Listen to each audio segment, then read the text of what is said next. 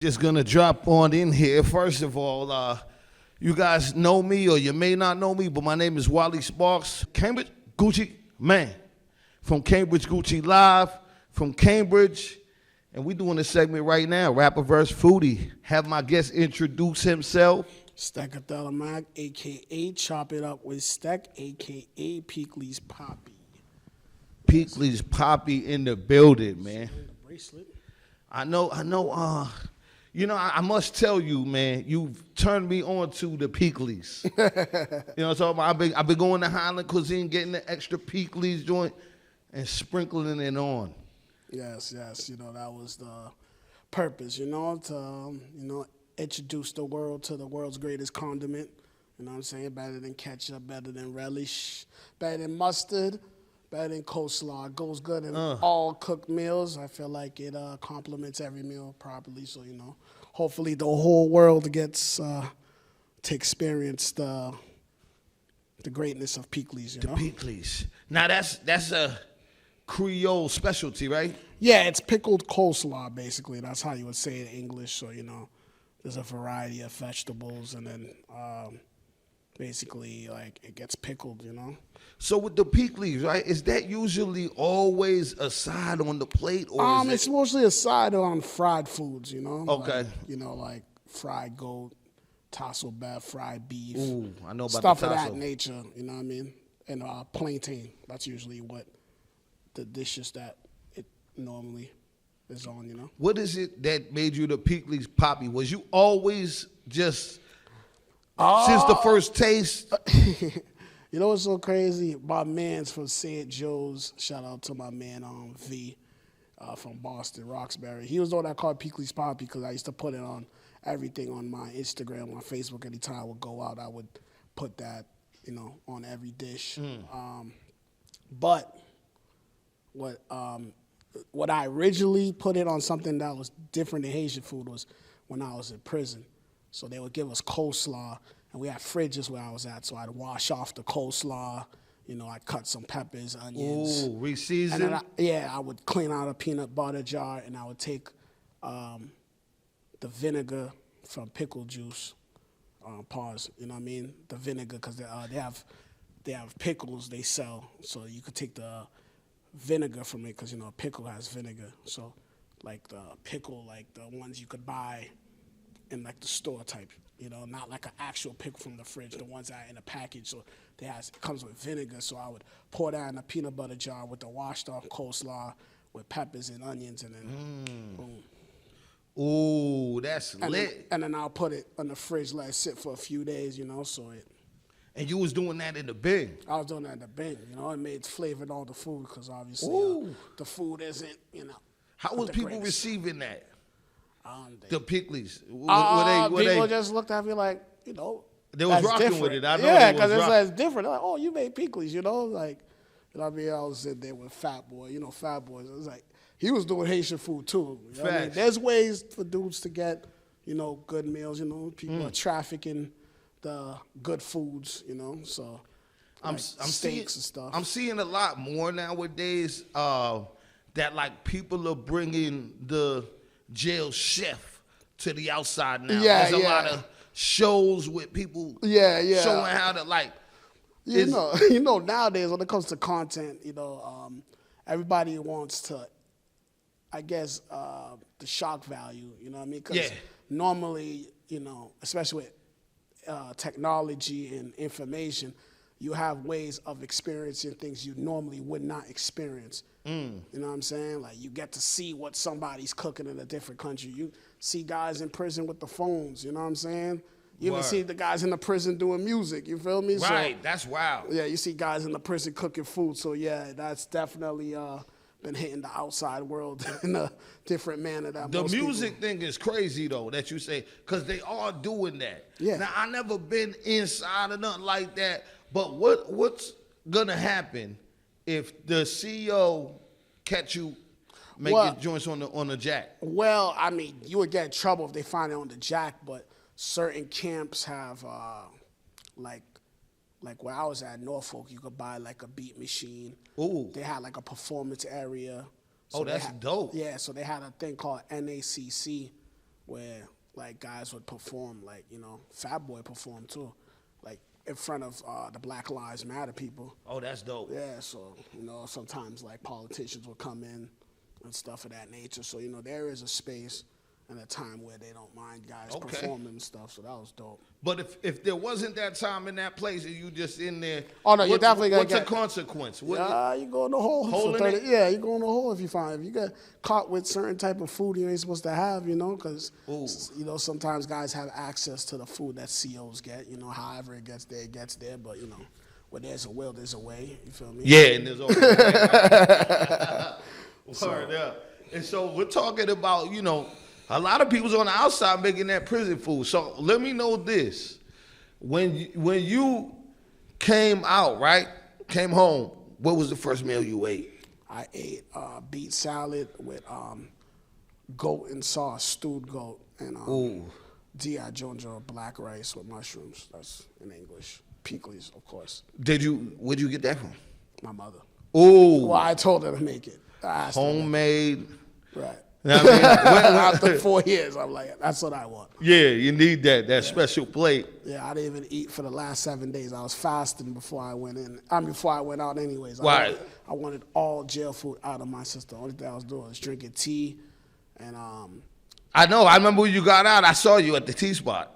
The Bubba joint. Yeah. In Mental. Yeah, so I was big into tea, you know. Flushes your system out. So I was drinking water and tea, flush my system out, all jail food. So I was the only thing I wanted. I wanted to make sure my stomach was cleared of all of that stuff. So. And I know you're big on doing the whole foodie. You know what I'm talking about? Right. Let's talk to him a little bit about how did you get into that. You do chopping it up with Stack. Chopping it up with Stack, right? So was with you. Facts. Yeah, you know the foodie thing. Shout out to Everybody Gotta Eat out of Cambridge. Shout out to D Burger, Diddy Burger. You already know guys that you know what I'm saying? Shout out to all those individuals, Eat Kitchen. Everybody that's doing their thing in the food world, I'm seeing it take traction. So I guess after the pandemic, all the foodie stuff definitely, can you say it ramped up? Yeah, I mean, obviously there was always food stuff like Emeril Lagasse, Hell's Kitchen, Gordon Ramsay. Ooh, right. All those famous people that are on Food Network. Yep. All those type of stuff. But now with the internet and most people, entertainment comes from their phone. Like most people are not watching cable. You're probably one of the few people I know who got cable television. I know, right? So, like, and even me, I'm about to say, you know what? Bye-bye. Hello to Wi-Fi. Yeah, you know what I'm saying? Everybody got them little streaming services, the little whatever thing you use, Fire Links or whatever, jailbroken. The Fire Stick and all that. Fire Stick with all the channels. So, and most people consume their thing on the internet, especially Instagram, you know? I know there's more people that listen to music on Facebook and Instagram. They don't even go on your YouTube. Word. You know what I'm saying? So lazy clickers. Right, lazy clickers. So with the foodie things, a lot of people consume their entertainment through Instagram, and you see Everybody Gotta Eat. You see him, obviously, he's from your city. Yep. You see how lit they are. Eat Kitchen, you know what I mean? And all types of people from our area. That's facts. Boston, Summer, Cambridge will get Kimmy Kitchen. You met her personally. Yeah, facts. Even the homegirl that was in your thing. I mean, Carmen. You know what I mean? So all those people are doing their thing as far, you know, it's a different lane. Some people cook, some people do Fear Factor, like Carmen Eats, you know, eating kind of crazy things, but like the foodie stuff take off, you feel me? Like, you know, I like to rap, you know what I mean? But you know, rap's a little crunchy at times. So you know what I wonder? Because it seems like, you know, rap's been known to always have beef. The foodie thing's coming along. Is there foodie beef? I've seen some foodie beefs, but you know, me being positive, I'm not gonna say the names of the people. Yeah, but it exists. You know, there's people who always wanna be. It's like hip hop, you know what I mean? Like, it's kind of like, who put the? It'll never get as crazy as some street stuff, politics, but it's like, you know, Nas was the first guy who had the cover of him being a kid in his album, and Biggie does, you're biting, so it'd be like, well, I'm the first guy who sold food out my house car.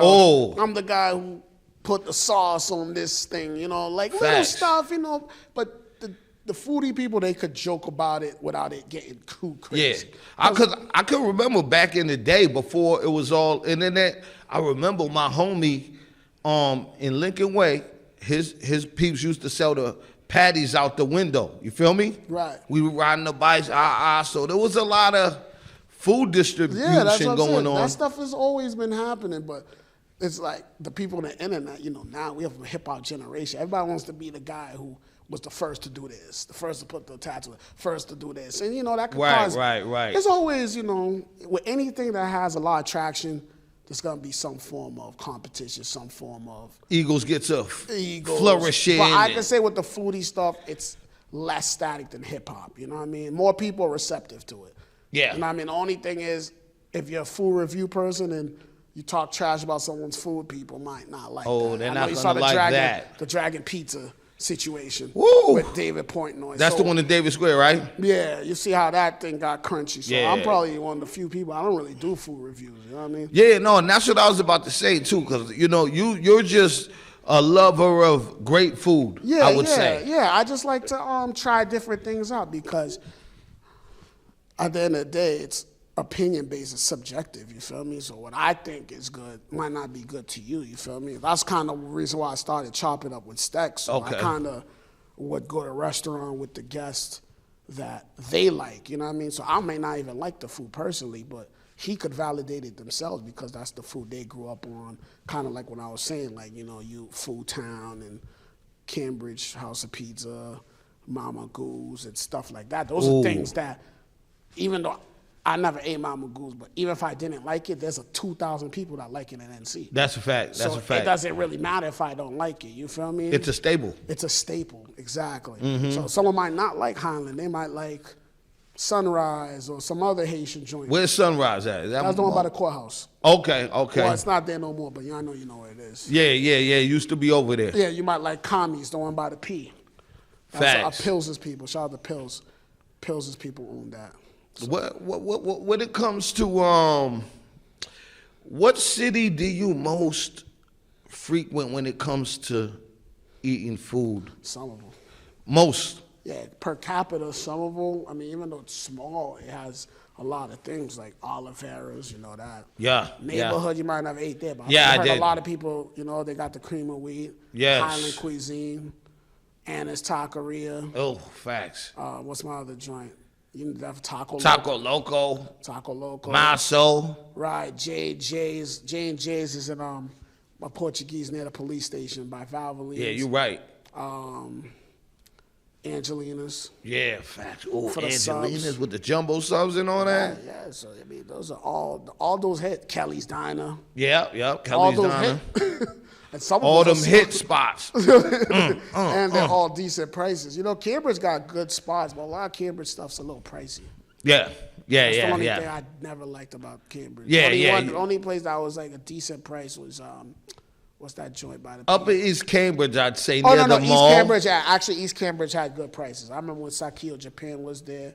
Ooh. SNS is obviously, and what's the joint about Izzy's before? Yes, But Izzy's. shout out to the other joint that still has decent prices. The Dominican. Oh, your Pollo to go. El Pollo to go. Yeah, but, they got some ish in there. you know what I mean? They got some ribs in there. Them ribs is on point. Dogs, the ribs of the Sanocho, but a lot of stuff in Cambridge that's good is expensive. Like, Yeah. Like the stuff at Central Square, the spot that you took me had the bomb, almost like Oh, bomb rice. You put me on to. Oh, the house rice. Yeah. 5 spices. Yeah, but it's a la carte. Yeah, and it's only one size a la So carte. you have to buy 2 things and you're not spend $40. It's Word, they don't even have a large. It's like not- you have to buy it in not small like, portions. It's not like Mandarins where you could spend 17 bills to get 3 appetizers and a rice. Yeah, Mandarins is on point. See, I had look, I just need to and those are 7, 8 soul spots that you know multiple Cambridge people go to. Word. That's the only thing I could say. Like obviously Cambridge got good nightlife. You could eat a lot of late night food like the Abbey, Oak Bistro. You know what I mean? Turin Tavern. Oh yeah, the turn is A lot of happening. actually East Kid. I'm not gonna lie to you. I think East Cambridge got and the East best Somerville got that food like For Cambridge, on lock. For Cambridge, I think East Cambridge per capita has the best food spots. Facts. For I do. I think so too. You know, Right? You're an NC dude. You have to say that. Yeah, I love me some, you know, And they're shout out to decent. Cambridge House of Pizza and all that. I grew up on them, but I've been moving around Cambridge for my whole life. And now, you know. Yeah, East Cambridge got the, you know what I mean? Like Coast Cafe is good, but it's a little pricey, you know what I mean? And it's not always open. It's like, Yeah. It's very difficult. Exclusive. So you got to catch them on like, it's like a mixtape drop. You know what I'm saying? Yeah, it's like a Dr. J dropping an album. Yeah, it's been around for a long time, so catch me when you can. Yeah, you know what I mean? And, you know, NC has like a couple of spots, but NC kind of got more regentrified. If you notice, a lot of spots at NC is like kind of fancy schmancy. Yeah. Very expensive. I mean, shout out to Frank's Steakhouse, but to eat at a lot of good spots at NC, you got to kind of put your money up. Yeah. Like $20 ain't going to do much. That's a fact. Frank's Steakhouse is probably the one. But that's what I'm saying. NC. But with $20, you can't do nothing. You ain't doing nothing. You could with still 20. go to Highland. You could get. You already got. You was just Yeah. there. $20 was still hitting. I got a lemonade. You could still go to Anna's Taqueria, right? $20. That's a fact. Angelina's, $20. Nice Mexican bowl. Angelina's. Yeah, that's because a the fact. only one that probably $20 won't do something is Oliveira's. Well, actually, you could get some. You just gotta lighten up on the meat because they weigh it out. You know that they put it on the scale. Pay what you weigh. You pay what you weigh. So you know if you got $20, you still gonna get something. Yeah, that's it. A lot Weigh of it up. That's Weigh it the up. only Pay it up. thing. That's why I say with some of it has all different type of things, and you could still do so with $20. And it has the Greek food spot and Davis. And you know. I remember we was talking about. I asked you what you ate when you got out. Speaking of getting out today, Max B got out. So shout out to Max B. Welcome home to Max B. And one of the last interviews he did was with WALLY, you know what I'm saying? So how does it feel? Right now, you're low-key trending. Yeah, you know, I definitely had to repost that just for GP. Just, you know, that's a very memorable interview that people know. That's but historic. Just because he came home today, I had to repost it. Big shout out to Fast Coop, the crib. Fast Coop has been posting clips of my Max B interview, thus for giving me my flowers, and I appreciate it. We're glad that Max B's home, man, because we was big Max B fans. We still are, and shout out to Frog too. That's his people's, you know. Frog, Yeah. Frog was on his hood video. Wavy King. The Wavy King, you know, that's definitely like, I know they got personal relationships, so that's dope. So like you being the guy that interviewed Max B, and I see a lot of people giving you your flowers. You know, obviously I'm gonna catch my wreck. Some people were claiming it was AI. It wasn't AI. Yo, But we ain't gonna harp on that. that too was much. a crazy one when somebody said I had that AI. Somebody Max was B. claiming it was AI. That was kind of funny. My man Wally usually would drop a diss track and so his career, but you have to laugh at that. Because to people, it's so far fetched to this new generation. That was a good one. I like that. I feel one. like left that sometimes up. people think that this content creating thing just started. Yeah. And it hasn't just started. You know what I mean? No, it hasn't. It's just more available to the masses. So obviously someone like you, how did it feel like interviewing a lot of these rappers when they were still somewhat in their prime? Max B was definitely in their prime. Yes. Cormega was more prime 90s, but he was still lit. AZ. Yeah, Cameron was just coming out of Touch It or Not. He still was, they were all lit. They're still popping. Let me not say it. But they were all lit at their like time. Yeah, like how did it feel being at that moment, running to rappers you grew up watching? It felt ill. It was like surreal. Like, I never let it gas me too much because we all human, so I always kept it real and stuff, just smooth with it, and I feel like that's why most of them gave me the interviews. Right. You wasn't too starstruck. You wasn't being groupie-ish. I did see a couple interviewers at times get rejected, and it did make me feel a little hesitant to try and, Right. Because, they get overwhelmed. They have a lot of people, so, you will understand that. Yeah. But the feeling was great, though. I was glad to be able to do it because, at that time, there wasn't all that live and all that streaming and ish like that. So the fact that I got to do that and bring it to the people, it was a great feeling. Right. You're definitely ahead of your time as far as that stuff goes. And I was always for the underdogs too. So like, I love to get these superstars and stuff, but my platform's always been meant for the underdog because there wasn't a me around when I was coming up. So I try to make it a more pleasant place for people, you know? Right. And Yeah, now that I could rise them up, I wish that I had that. So, you know. Right, you're being the person that you needed. Yeah, that's a fact. Each one, teach one type situation. That's a fact. Speaking of, you know, the underdog, now you have the Cambridge Gucci thing, which is similar to Air to the Streets, but now you're more, even though, like, you know, I know sometimes I go in this rant, right? Yeah. But you don't realize how much you're doing and how much notoriety you're giving to the local artists. I know sometimes it gets overwhelming. You know, with all the other politics and stuff I won't speak on, but as far as your platform now, I think it's dope because, you know, Massachusetts now is getting a lot more notoriety. Facts. You know, especially with a couple people in your city, you know, that are doing their thing. Shout out to Millie's. Yeah, Shout out to Joyner, Bia, my English class. Facts. You Oh, know okay, Big Bia. Big Yeah, Bia. what, Bia? Method? Mia, yeah, English, junior English. You know, Fast Coop, you know, he was lit too. You know, side. doing this thing. So your platform is definitely one of the bigger platforms for this area. You just started a few months ago. You've been getting big guests. Yeah, we started. We started. You was the first guest. I was the first guest. I was your first guest. You was my first guest. Yeah. And we didn't even plan it like that. You know what I'm saying? It just happened.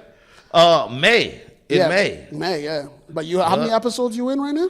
First season was 23 episodes. How many got filmed right now? Season 2, 6. 6. So and then you got I'm not gonna say the names, but a couple of bigger rappers in Massachusetts are gonna start tapping in. But yeah, you definitely do it for the. I notice you'll get people who might. What separates you from most people are trying to get the people that are gonna get the views. Yeah. Like they're trying to go after the rapper with the 20, 30, 40,000 followers. Like you interviewed me when I only had 300 followers. You interviewed other people who some of them don't even really be on the gram. What makes you? Oh well, you actually explained that. You said that you were looking for somebody. Yeah, just because like you said, you know, sometimes people are like, oh, they ain't lit enough, but I feel like that's really fair to say. Everyone deserves a chance. Right. At one point, the lit person started at 0. Yeah. So somebody had to. Right. You know what I mean? Somebody had to give them that opportunity. So that's dope that you are returning that favor. Yeah, that's facts. Even though, you know, if you really wanted to, you could have just tap in with the celebrities, kind of like what you was doing with the Cambridge Gucci. And I've noticed you've actually been keeping it local, you know what I mean? Yeah, oh yeah, So that's definitely. dope. That's dope. So with you doing season 2, I've definitely seen like at least 100 people hit you up. How are you gonna go about that? Like, what is your process? I usually say I wanna reach out to the people I have a personal connection with. Maybe it's a little bit out of ego because I don't want to deal with the person being rejecting me or somebody, you know, not being receptive. You put me on the back burner. I don't like that. Just like I'm sure you don't like it. But what is your process? Do you do it with people that you personally have it with, people that reach out, or both, people that you scout? Both, a little bit of all, but let's put it like this. For season 1, when I started, once I got the green light to go, I hit up everybody, like personally. I hit up everybody on Messenger and gave them all a voice clip. And I said, you know, I just want to extend the invite to you. I did that to probably like 100 messages. You know what I'm talking about? And I just sat and I just waited for people to reply. And, you know, based on when they replied is when they got their shot, you know, first come, first serve. That's and fire. It's been going like that. That's how I did it for the first season. Right away, I started it in May. I was already doing that. I was having people booked up to September by like the 3rd day. That's crazy. You feel me? But with this time, I'm taking a little different approach. I'm not booking as far out. Yeah, you booked out. You know, so when it was October, I was taking October and maybe a little bit of November. Not even October and the whole November.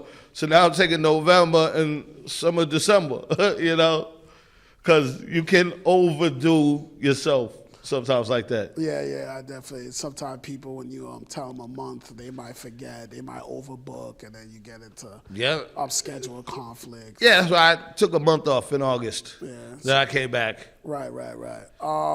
I've noticed what separates this from Air to the Streets is Air to the Streets was more musically interviews, like more of that. Now you've interviewed all different types. You interviewed me, I'm a food guy. Yeah. You interviewed B. Luke, he's the interviews people who are coming back from prison trying to do Facts. the right thing.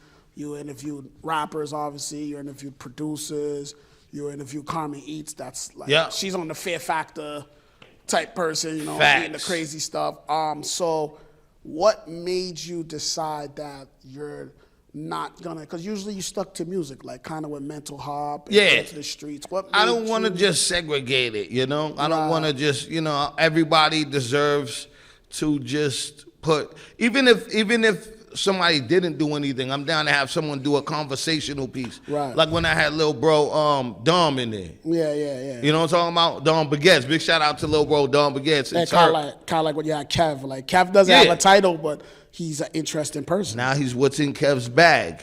And we'll be bringing back third episode. What's in Kev's bag is reoccurring. No. Kev should be a content creator. Like, Kev has a lot of, like, you know, he's more a little bit reserved. But Wally definitely got him out of his element. I'm glad, because that definitely, you know, people. Squad. Definitely were receptive to that. Squad. So. You know, always make sure that the squad's working in together, you know, small circle. You know, squad, you, I, Kev, you know, Ryan, Edwin. You know, we try to keep always want to make sure that I can incorporate all of us in whatever I do. Yeah, I noticed that a lot of us, you know, because I wasn't no content. I was just a behind-the-scenes guy, you know what I mean? And then Ryan, that's actually, I've noticed that. Obviously, you know, I do my own thing, but I definitely got inspiration from you. Ryan was, you know, a suburban kid you met at work, but now the streets knows Ryan. Like, Ryan be dolo. Ryan be in the hood dolo. Dudes be having Ryan in music videos. From show to show. Word up. Ryan can come to the hood without Wally and dudes know Ryan. Yeah, that's fact. It's crazy in the streets. So big shout out to Ryan, man. Yeah, shout out to Woobin also, man. Big shout out to Woobin and all that. So you know that's kind of dope that a lot of people around you have found their own niche. Yeah. Even though they weren't really into all this, you know, music. Yeah. Connect the dots. Let's keep it in the family, and you know what I mean? Right. Everybody got their own lane. And I remember you saying, we was talking about with the food with big shout out to Carmen eats a lot of the crazy exotic stuff. Like I brought her on the show. I was shook to eat the stuff she brought. She ate it. Right? But on that note, I want to bring it back to the rapper versus foodie. What's the wildest thing that you have eaten? Honestly, I'm not like some crazy eating, like Fear Factor guy, but I did go to Mobile. I ate frog, and that wasn't it. That wasn't it. I was drizzed. It was the day before Thanksgiving. You know, that'd be lit with the Guyats. You know, the day before Thanksgiving. Yeah, Tommy's, Friendsgiving. Davis Square, Tavern, wherever city, anybody, you know, one of those days where, you know. Tommy Doyle's used to be that. Everybody's high school crush, the married people. Popping up. Everybody get to see that, you know what I'm saying? Yeah. So, the runaway wifeys pop up. Everybody pops up on the day before Thanksgiving. He'll jump off to. You know, if you're an adult, you know what it is. Yeah, so it's going wild. That day I was super tang, I had a crazy night, and I ate frog, but that wasn't it. What made you was just drizzling your life? I was just drunk. I ate that. You know, in prison, man, dudes could make anything out of Was you drinking Pruno? I have drink homebrew. That is basically rotten fruit that ferments, and but the person did good. Kind of tastes like Douce. I ain't gonna lie to you. But yeah, that had me like Erlin throwing up. Yeah. It's not properly distilled. The kids don't do this at home. Yeah, don't. No. That's just a lesson for the students. No. Kids don't. Say no to Prue. Stay in school. Maybe the frog. Maybe guys would take pepperoni and put in Kool-Aid to give it a rib flavor. What? Rib-Aid? Yeah. Yo, that's... You got to simulate a lot of flavors in prison. You'd be surprised. People's minds on overdrive. That is wild, yo. So you have to do a lot of mixing, mustard stuff, just to get some sauces. You got to get very creative. Was there like one specific go-to type super jail chef? I ain't gonna lie, Fat Boy is a beast. Fat Boy? Yeah. Big shout out to Fat Boy. Sking! Yeah, we're making Haitian food, you know, take the back. You'd be surprised, you know what I mean?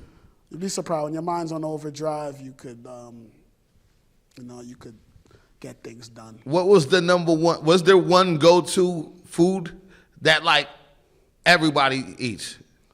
Mofongo.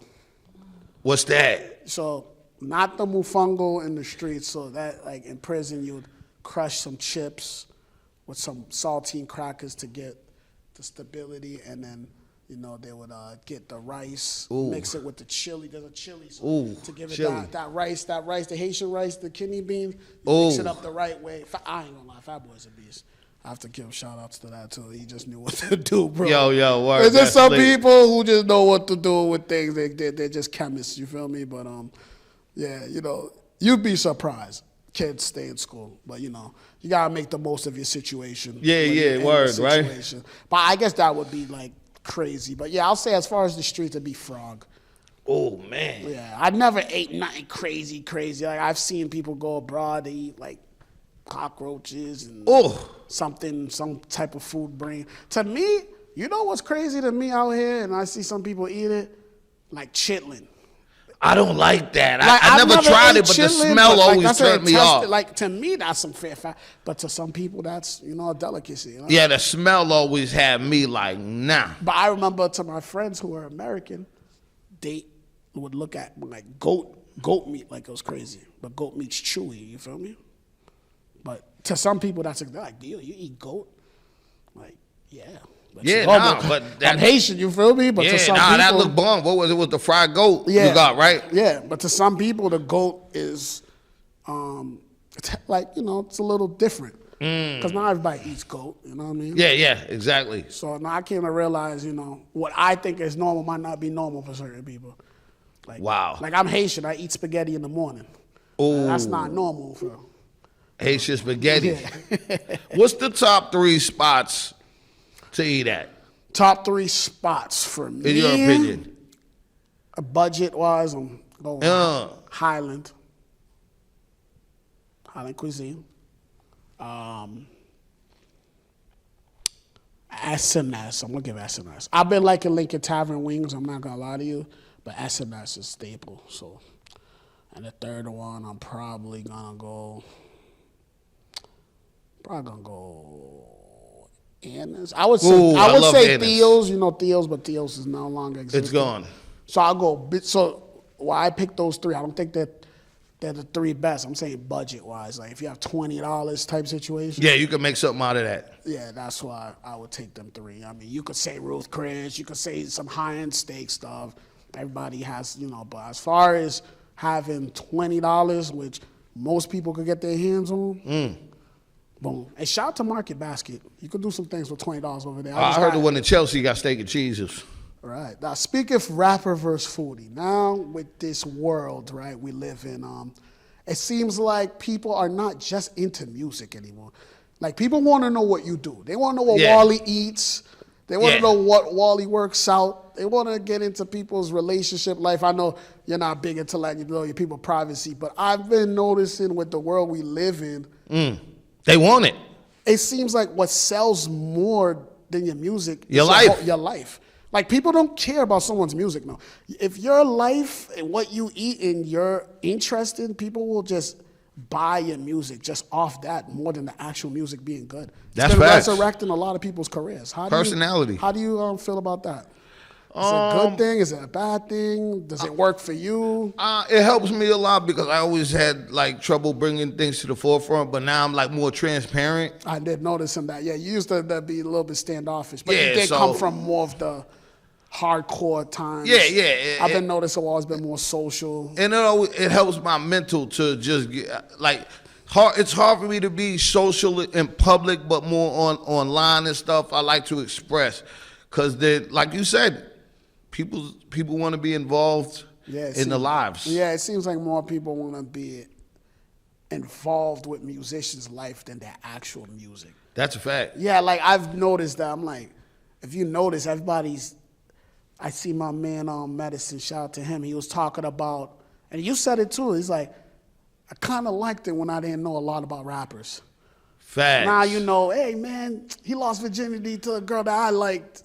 Something like that. Something weird, like we know who the rapper lost the virginity to. Yeah. You know what I mean? We know that he used to pee the bed, and then like you're saying he peed the bed until he was 10, like, but now you're saying it's 30 years later because they had a fallout. Like, right. you know, like that's a fact. This guy's really not from the projects. Yep. So coming out the woodworks. He grew up in a different borough the whole time. You know, we're not gonna say names, but how do you feel about like now everything's so personable now?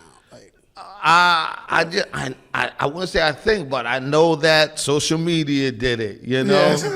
Everywhere someone goes, there's someone behind them like this with a phone up. Or whatever it is, it's smoke, no smoke, joke, no joke, everything's about content now. Right, everything's about content. So now rappers have to be, I seen the dudes, rappers have to sing 20 times just to be appreciated. Dudes you have to be with the foodie. Yeah. You gotta be with the streamer. Facts. You gotta be with the, who else? You gotta be with the DJ. You gotta be with the promoter. Yep. You gotta be with the mayor. Exactly. You gotta be in the politician. You gotta be with the workout guy. That's facts. And if you're not, you're not. You gotta be with the new guy who's with the clothing guy. Like now a rapper has to sell himself. He has to be seen 30 times. Like it's not just, you don't just go to a radio promo now. How about that now? Like, how's that part of the game? I mean, I know. Yeah, that's wild. No, like no rollouts anymore. Yeah, there's no more just radio promos no more. Like, I feel like you have to go everywhere now. Yep. With your camera, put that live on. That's the promo now. You know. Yeah. TikTok, IG, Facebook. Yeah, go live. Yeah, it's crazy now. Dude. You know, like, you have to hit like 40 platforms. You gotta hit with 8 foodies, 9 streamers. You ain't never lie, yo. You ain't never lie. Like, it's crazy. Like it'll be like, I feel like, and that's why I kind of like the foodie, because it's like you get the notoriety of the rapper, but you don't get the sauce and the haterators with the rapper. Like you go to a club and it's like you're a celebrity now. Like okay, as a foodie. We about to get out of here with this segment, man. Let them know who you are, Stacks. One more time, all your social media. This is Chop It Up with Stack. Chop It Up with Stack on TikTok. Chop It Up with Stack on YouTube. Chop It Up with Stack on Instagram. My Facebook's a little weird with the Chop It Up Stack. PIKLIZ PAPI. Thank you, Wally. Thank you, Yvette, for having me on Somerville Media Center. You know, I'm from Somerville, Massachusetts. Tap in. Definitely look forward to seeing me doing more content. You know, hopefully, you know, I get a little something going on Somerville Media Center. Me and Wally been talking about a couple things. So, you know, CHOPITUPWITHSTEC.